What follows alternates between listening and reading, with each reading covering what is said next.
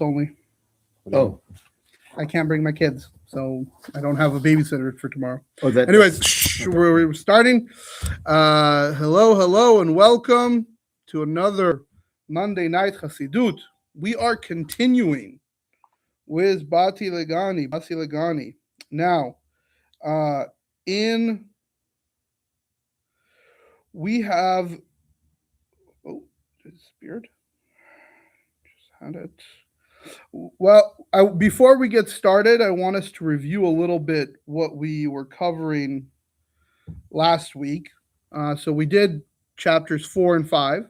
I'm not going to go through all of it, but the concept specifically of chapter 5, um, we talked about the 3 days in the desert, right, which is connected to the portion where the 3 days in the desert before the Torah was given in Sinai is reflective of the three world, of the three concept of thought, speech, and action, right? The Torah itself was in thought and it was given through speech, and the action is what we do, right? The mitzvah is the action, right? And so obviously there had to be a thought because speech has to come from thought. And so when we do the deed, we actually unite the three worlds, the 3 days, so to speak, which is the world of doing, the world of formation, and the world of creation, right? And we were saying that when we're talking about how does the Torah gets enclosed in this world, right? And that anything that is further from its root, the Torah there is less. It's also anything that is more distant.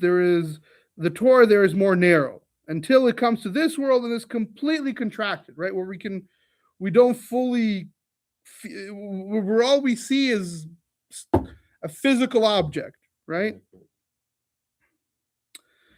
However, to the point where every mitzvah actually has a measurement, has a specific thing, right? The difference between going to a kosher mikveh and an unkosher mikveh can be a single drop of water. Let's put that in context. Before you could go to the Beit HaMikdash, you had to go to a kosher mikveh. If you went to a mikveh that was missing 1 cup of water, you'll be liable for you've gone to the Beit HaMikdash impure, and now you're liable for death. If I'm not wrong, we're not allowed to go to certain places of Beit HaMikdash, certainly impure. Punishable by death? From heaven, I believe. Or at the very least, it's definitely punishable, right? So the difference between you being allowed to go and it's a mitzvah and you do and you could, at the time of the temple, bring sacrifice and everything, and you doing a sin is a single cup of water, because every mitzvah is measured. Every mitzvah is in our world, and because it is measured, so, right, Hashem, and anyone who merits, we said, to see the upper world when he does the mitzvah, he has more pleasure, right? We who only see the lower world, so those who see anything that's higher is wider, right? It's a wider world, and it's not as constricted. And so now I promised that I would try to get deeper into the Yecheskel and what was all that, because that was a little confusing. So when we're talking about came Yecheskel and it did not explain it, it is written, and he spread the scroll before me, and it was written inside and outside, for he saw it only in the higher worlds, right? So the whole idea, right? So Yecheskel didn't explain it. Why? Because he didn't see it in measurements. As we said, what's measured is more constricted. It's more physical. Yecheskel was on a higher level. It was a vision, right? It was a there's no constriction. Unlike Zechariah. Zechariah was a prophet. A flying scroll, the length of it is and the breadth of it is, which is the world of speech. So it's known that speech is narrow, and therefore he saw it within measurements. So that's the difference, right? And so we're saying that this is the whole idea right, is that again, speech is much more limited in some ways than thought, right? And action is even more limited, right? And since the Torah and mitzvah are limited in this world, we said, so when you do the mitzvah with thought, speech, and action, right, you actually can elevate the mitzvah and remove the physicality and bring them closer to their source, which is the upper worlds. So, but the main point is the pleasure when it is done, because the pleasure is what unites the two things, even if seemingly they don't have any belonging, right? Because it connects all the worlds to Hashem, right? And this was the words of the Maggid, and then went ahead and explained, right, that when we're talking about it, that there is this concept of more of grand pleasure, right? That every lowing, every time you go down, there's an idea of constriction. And so the pleasure is also constricted. And so we asked, why do you need these 3 days to walk in the desert? Why do we need to go down, so to speak, or the physical world? Because the walking to receive the Torah in this three worlds, right? As we said, including the world of action, this physical world where the pleasure is very minimized. But we said that through the Torah and clothing itself in physical stories, we said, right, sometimes there are things that we can't really even explain. And the physical story can actually bring this greater pleasure, right? And because the whole idea is connecting, this pleasure connects two opposite things, right? And so this was the idea of the Baal Shem Tov, right? That when the Torah clothes itself within physical stories, the greater pleasure is revealed, right? And it's understood that the pleasure that connects to things, it connects concepts that are opposites, and only this level of pleasure can truly connect these two seemingly opposite concepts.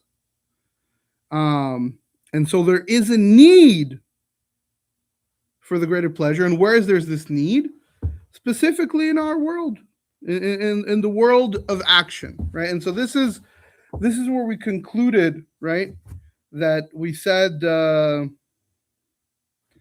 these ideas, right, that all of this is brought, that we bring it to the world of action, right? And all of this, and so we said we're going to get into it. All right. And so the Rebbe starts in Zion. We're going to go back inside.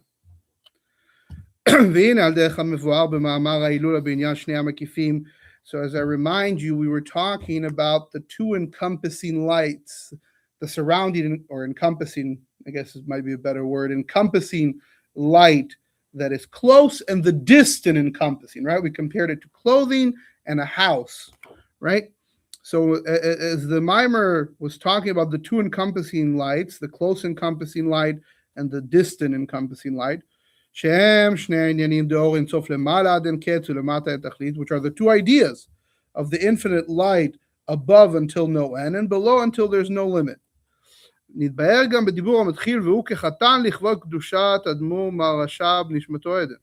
Is also explained in the speech of he is like a groom, which was said in honor of the Rabbi Marashat, Nishmato Eden. When we're talking about the encompassing light, there are two levels. Makif Dor Yashar, Makif Dor Choser. This is a little, we already spoke about this. There's the surrounding light that is straight and the surrounding light that returns. Makif Dor Yashar, Shabbat B'chinat Gilui. The encompassing light that is straight comes in a way of revelation. It's revealed, but it's above you. It surrounds you, but it comes in a way where you revealed it, right? It's the simple example of if I look up at the chandelier, I could see the light, right? It might, you know. So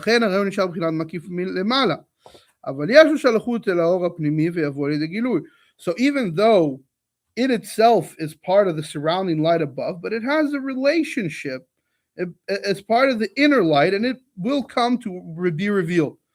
והמשל בזה כמו רב המשפיע שכל שכל וסבר על התלמידו. It's like a rabbi who influences wisdom, explanation to his student, שמה שיוכל להתקבל בשכל התלמיד נקראו פנימי. That what can be received in the mind of the student is the inner light. שמתיישב בכלי מוח ששכל המקבל, which is enclosed and sits, so to speak, sits and grows and is understood in the vessel of the mind of the receiver. ועומק שכל זה שאי אפשר להתקבל בכלי מוחו נשאר בבחינת מקיף על מוחו. So, and the depth of the wisdom of this that you cannot be received in the vessel of his mind remains in a level of encompassing upon his mind, meaning it still encompasses, it surrounds the mind. But it's close. You're almost there. It still hasn't you fully haven't grasped it, but you're close. And as time passes, it can go down and you can finally grasp this concept, right? It's וכמו דקיים הנה שעדייתא דרביה גם על עומק חוכמתו בשכל זה כולי. It's like when a person learns from a master, even the depth of his wisdom that before you couldn't understand, right? So before we didn't have the concepts or the knowledge or the understanding to grasp it, but it's close. And after a while, you can grasp the concepts and truly internalize it. However, when we're talking about the encompassing light that is reflected, so to speak, that's what I'll call it, or returning, it doesn't come to it doesn't come to be revealed at all. Even in a way of a surrounding way. No, the whole point of this is it's never going to be revealed, right? Again, I'm taking the example of the light. When I look at that door, I don't see a light shining at me from that door, right? And I know that I'm taking the example now of a physical object, even though we know that the only reason I see that door is because the light from the chandelier bounces from the door and returns to my eye. It's the only reason. But when you look at that door, you don't think, oh, a light is shining at me from that door. It's not revealed, and it cannot be revealed, right? Even in a way of a surrounding, right? And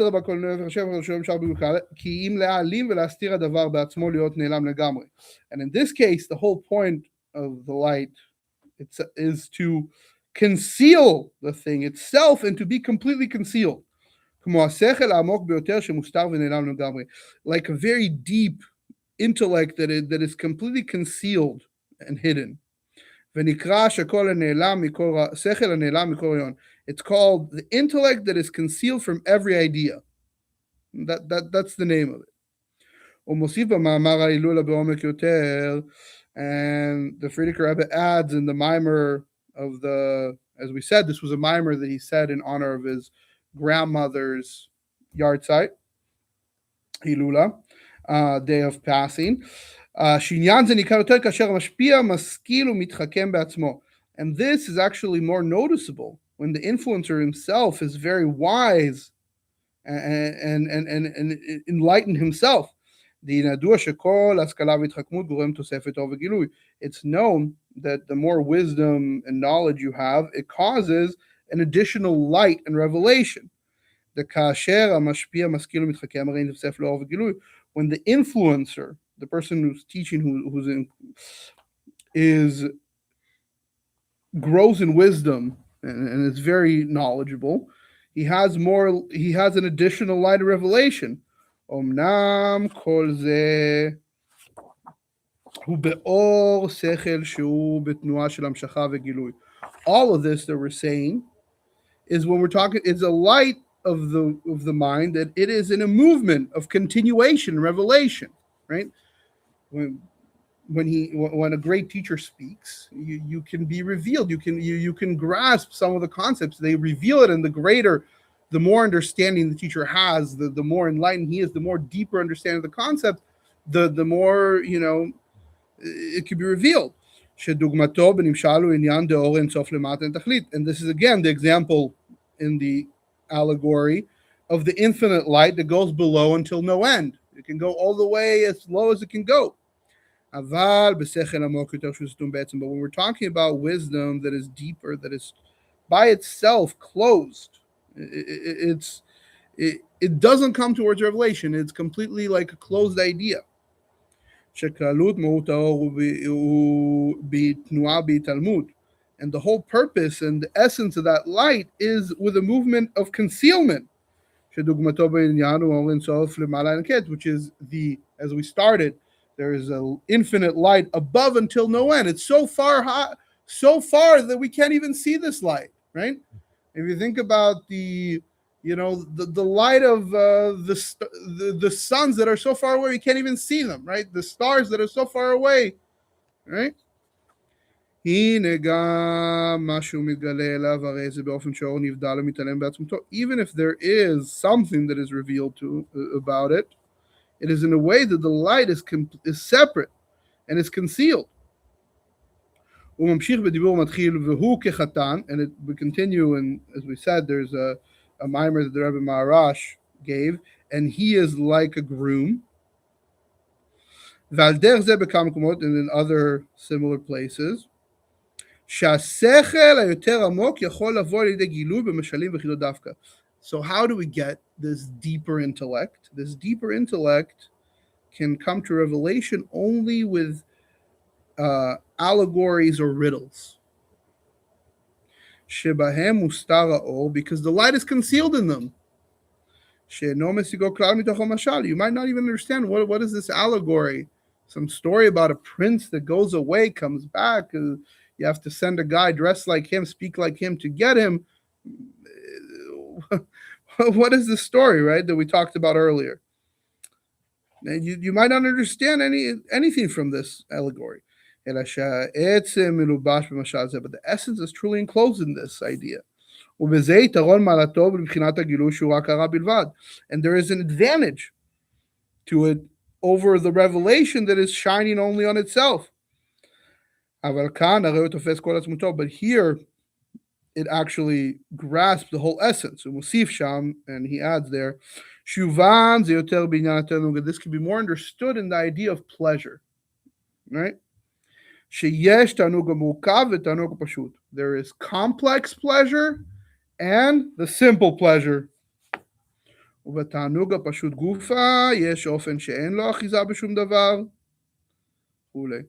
when we're talking about the simple pleasure, there is the concept of you cannot grasp it doesn't grasp anything. The simple pleasure. Yeah. Yeah. It's temporary. Itself. It's not because of something. Not just it's temporary. The simple pleasure is not caused because of something specific. Right? The pleasure is in the essence of your soul. The essence, the inside part of your soul, is not a revealed part. So if the pleasure comes in the essence of your soul, this pleasure is completely concealed, and it can only go up and lift up to up high. There's no concept of emotion, of revelation of this, right? Because this is the returning light with the essence specifically. Again, the returning light is connected to the idea of tshuva, of returning to Hashem, right? And it's completely there's a removal of any revelation and continuation at all. There's no continuation. This pleasure that you feel in your soul is not revealed. And it's in the deepest mind that is concealed from every idea. It's not in a level of revelation on its own. אלא בחינת עלייה והסתלקות למעלה, להעלים ולהסתיר בעצמו דווקא. But it's in a level of going up and removing yourself from above to conceal to, and hide in himself specifically.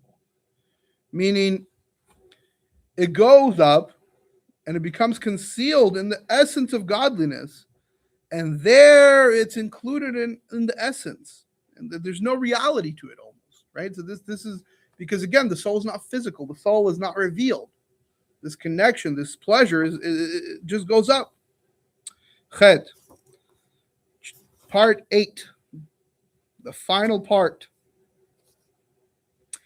והנה לאחרי שסיים סעיף זה ממשיך לבאר דוגמה מזה באור אין סוף.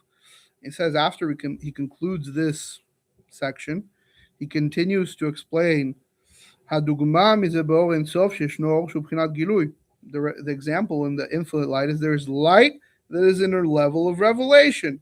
וישנו עצם האור שאינו בגדר גילוי. And then there's the essence of light that is not in a level of revelation. It's not continued, right? אלא אדרבה שמתעלם ומתקלל בעצמותו. No, it is included and concealed in its own essence. ובחינה מדרגה זו נקרא בשם אוצר. And this level is called אוצר, treasure.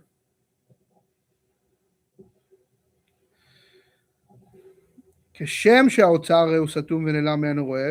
A treasure box, if you think of it, what is it? It's a treasure box. It conceals the treasure, right? Just like a treasure box is closed and concealed from the eyes of anyone. The level of the essence of the infinite light is also the same way, right? It's a treasure chest. It's not just that it's concealed when it's talking about the receiver, us. No, it's concealed on its own, its essence. Stima de kol stimin, a concealment that is as concealed as it can be, in its essence of concealment. Omnam otzar zeu satum kol zman shelo ba'im li'inyan nitzachon. But this treasure chest is only, right? The treasure chest is only closed until you come to the idea of victory, right? אבל כאשר צריכים לנצח את המלחמה, but when the king needs you to win the war, אזי פותחים ונותנים את צרות החתומים והחמוסים מדור דור. We said in one of the earlier chapters about war and about how when you go to war, the king opens his treasure chests and gives out everything he needs so that you can win the war, right? So then when you need to win the war, we open and give these concealed treasures. The treasures that may have been hidden and concealed from generation to generation. But the way it's given is in a way that is like in the stories of the Torah. And it's like an allegory.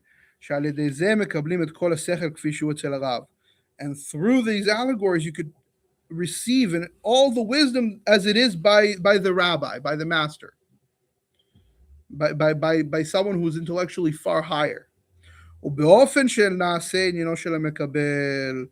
a way that you become a receiver. You yourself become the idea of the receiver. And by receiving this, you can use this for the needs of the war and to defeat the war. What is this war? Obviously, the war in the Yetzer Hara, the war with your evil inclination, right? And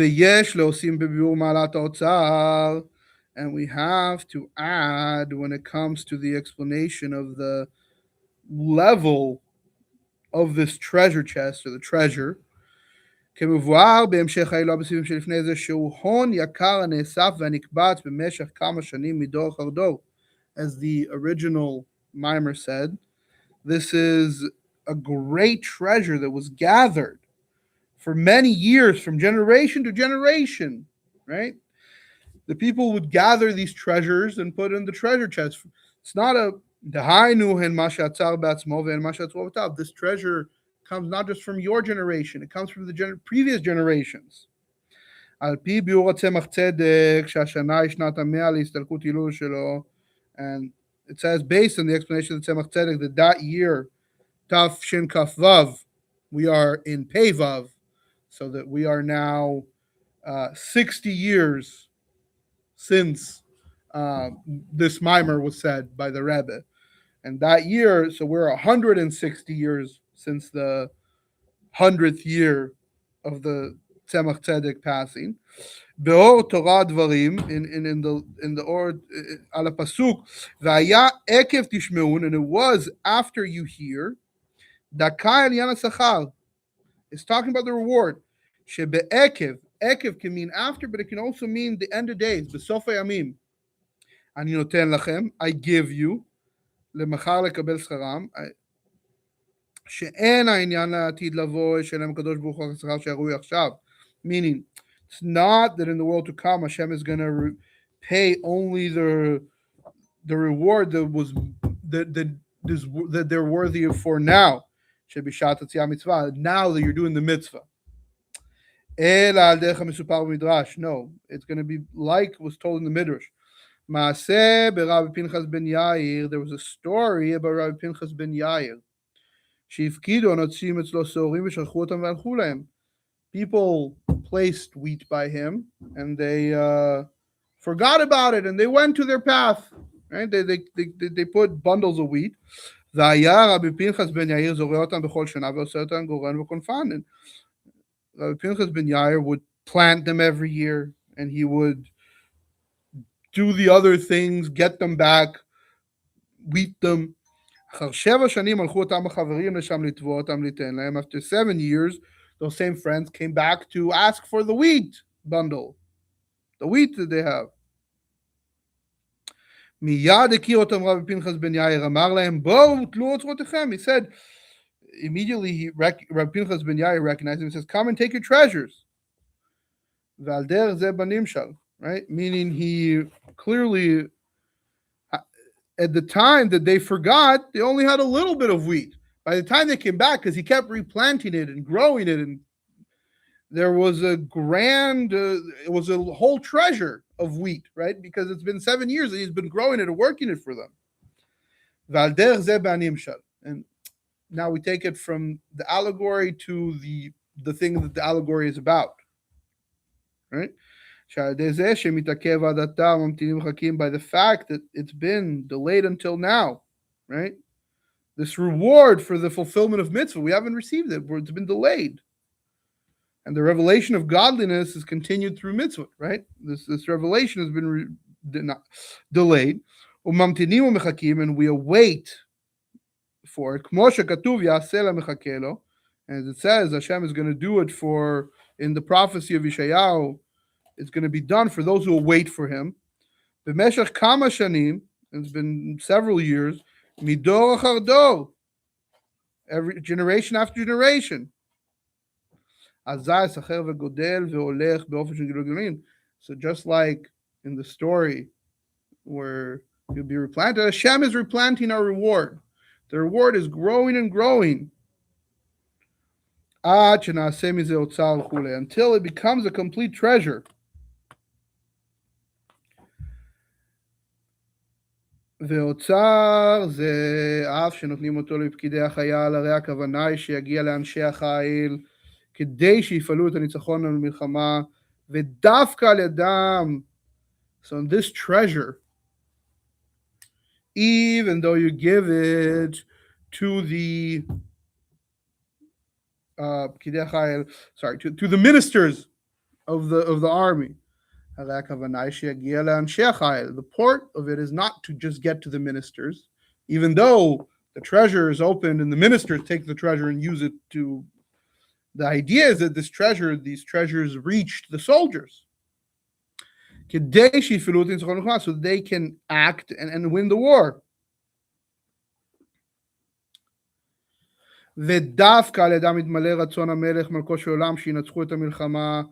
And specifically through them, it's fulfilled the desire of the king Malko shel olam, the king of the universe, שינצחו את המלחמה, that they should win the war, they should defeat the war.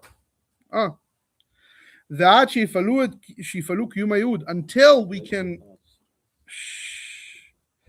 until they can actually fulfill the desire, right? The action which matters, right? The point of the war. What is the point of our war? What is the point of all our mitzvot, of everything we're doing? ונגלה כבוד הוואי וראו כל בשר יחדיו כי פי הוואי דיבר. And was revealed the honor of Hashem, as was said in the prophecy of Yeshaya. And all flesh saw together that the mouth of Hashem spoke. Right? And so this is the concept that our war is leading towards that. So what's the idea, right? So there's an epilogue, which to it, right? So after the conclusion of a Maimer Chassid, an epilogue is necessary. So we just learned this very deep thing. We've gone through 4 weeks, some of us, a couple weeks, some other people. But the purpose of this is to manifest it in our practical life, right? So our learning shouldn't just be left up in heaven or left surrounding us. We want to internalize it, right? So how much more so when we speak of a mimer that is entirely focused on how to win the existential war, right? We are in an existential war in a way with our evil inclination, right? God is having us wait for him. The mimer is literally telling us what is our one and only weapon, the greatest of all weapons Hashem has given us. A weapon that is meant to be hidden, and yet Hashem squanders it upon us, the simple food soldiers, in order for us to win the war.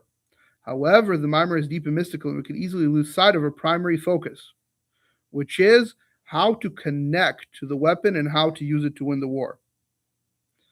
The history of people has never been peaceful, easy, or for that matter, logical. We're an illogical people, right? Before Avraham can father our nation by giving birth to Yitzchak, Hashem makes a covenant, right? Know that you're going to be foreigners in a land not yours. You're going to be slaves for 400 years, right? And then we know that we're in exile now. We've had exile after exile until the final redemption will be upon us by our righteous Mashiach. So the teaching of the Rebbe concerning the immense pain that Avraham must have experienced in taking Yitzchak, his most beloved son, his entire legacy, and placing him on the altar at the Akedah, thinking he's going to bring him as a sacrifice, because that's what Hashem wishes.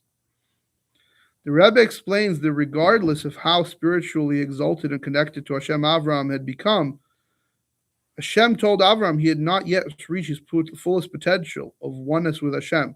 And for this reason, Hashem said to Avraham, I have one more test for you. Please pass it.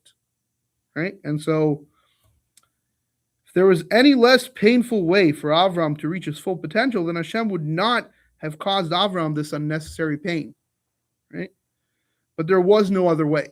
Right? Sometimes, and obviously we can extend this to us. Let us understand whatever we possibly can of why the pain of our people endured is necessary for the ultimate goal of the world's existence and for our full sexualization. Right? And so the purpose, right? The ultimate explanation of the entire purpose is that the purpose for which this world was created is the Holy One, blessed be He, desired to have a dwelling place for Himself, an abode in the lower world. Right? And so the whole point is desired, right? The Alter Rebbe explains it very in depth. Upon a desire, one cannot ask a question. You have a desire. It's an internal desire. Why does, let's take it down to physicality for a second. Why does sometimes you really want ice cream, or you really want pizza, or you really want a good salad or a steak or a delicious something? You have suddenly a desire. It's not necessarily rational. Might not be healthy for you. It might be very healthy for you, right? But desire, you don't ask questions, right? So this is the embodiment. It isn't the embodiment of Hashem's intellect. It is embodied. It is a hidden essence of Hashem Himself. For Himself, what's the idea for Himself? For His very essence. Hashem wants not just for His light. He wants His very essence to have a dwelling place on this lower world. What's the lower realms? Obviously, our physical world, the world of action. What does it mean in the lesser realms? This is not just defined location. It must be this physical world becomes Hashem's ultimate abode, right? By the very properties of the benignness of this world, meaning the very physicality, its full identity of self, and becomes through its own work and transformation the absolute transcendent abode of Hashem. And so this is the idea, right? The king's soul salvation, right, that we talked about, right? We have the story, right? The hidden son, the son who went away and forgot, right, and had to be brought back by a minister who had to go and speak his language, dress like him to be able to bring him back, right? The idea of tshuva, right? The hidden essence of the sun, the hidden essence of the infinite light, the Torah. The only way for the king to send this to the sun, to use the very same darkness, is which the essence of the sun is presently hidden. Is, again, we said the physical stories, right? The king's own salvation today, lay today, not in the methodical rationale logic of the revealed Torah, but in the teaching of Chassidut, the deepest secrets hidden within the physical stories of the Torah, which is what we're learning. The king's son salvation depends upon circumventing the I say so. This is what I think. Every I. You have to remove the I, the ego, that has become so prevalent in the Talmudic universe, through the higher yeshivas. The outcome being that the essence connection, the essence pleasure bond between the essence of a Jew and the essence of Hashem is being released. And thus not being experienced by the king's son. Because the I disconnects. If there's an I, you're not nullifying yourself to Hashem, right? What is needed now is the above, and to no end. The infinite light, which is found within a Hasidic Farbrengen, with a niggin, stories told in Hasidic explanation of the secret of these physical stories, the Torah being discussed. So, this ends with this humble suggestions that the Maimer is teaching us and guiding us to do, so that we came back home to our Father and win this existential war, transforming this physical world into the permanent and private abode for the essence of Hashem. Tam v'nishlam be'ezrat Hashem yitbarech. We completed this Maimer be'ezrat Hashem, and thank you guys for coming and learning for these last 4 weeks. We have learned 23 pages of this very deep Hasidic Maimer. We just learned half. Some learned half. That just means that you got yourself warmed up.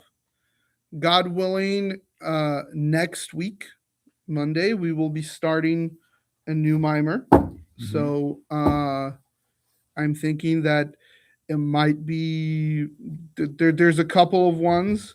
I'm thinking we could try. I believe there's a good one for Purim, that as Purim is starting to come close, and I believe that is Purim is in March, Adar.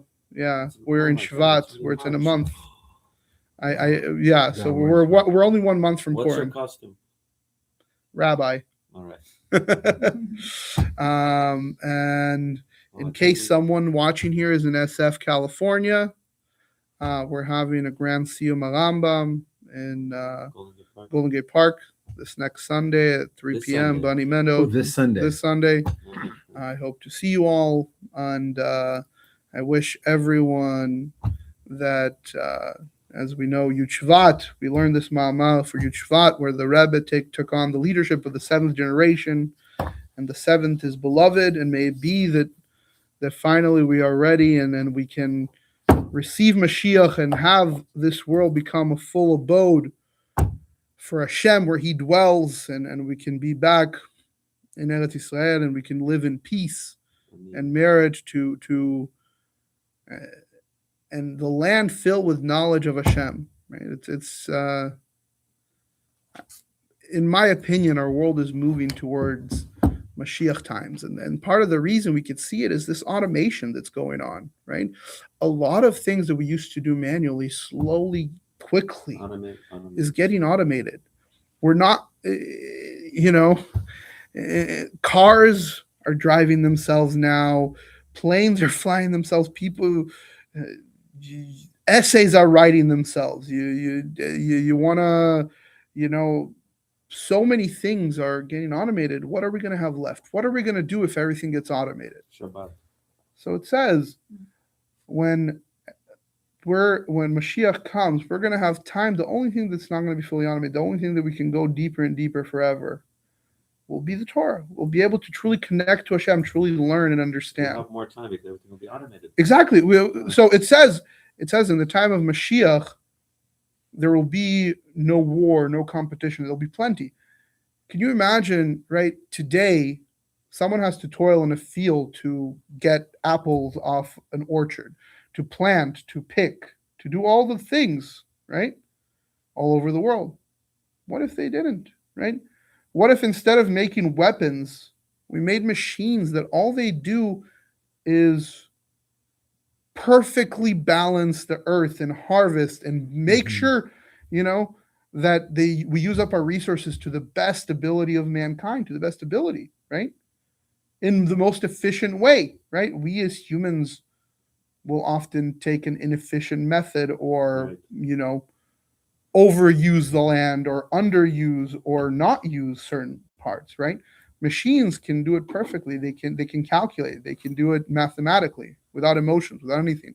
And this is the concept where now this is me speaking as me. This is not in the mimer already, but the concept is that we will have. It says that the Jewish people will have plenty of time. They're not going to worry about sustenance at the time of Mashiach. It'll be provided for them, and by someone. And so, what does it mean provided? It means there's not going to be a need to go to work. There's not going to be a need for you to go grow food. You'll get up in the morning and there'll be food ready for you. They're building a robot that will be able to cook food for you in your own house, right? Clean your room, clean the house, right? You won't need to have people doing cleaning service, people cooking. You could. People might do it for enjoyment. Some people won't need a family. We'll just live with a robot. No, because again, that is part of something that is deeper. There's a deeper connection that humans can only have with each other. And we. In any case, I wish that we merit to see this soon, and that we merit only the good. And Baruch Hashem, we managed to we completed this mimer, the first of the mimarim we learned in this class, and being that there is an interest, we will continue and try another one and see how we do. So God willing, Nishkoach, and we'll see you next Monday. God willing, we'll have Mashiach himself already teaching us, but if not, I'll do my best. All right. Awesome. Thank you I'll very take it much. on this Thank you. bed. Toda rabah. You think you'll come?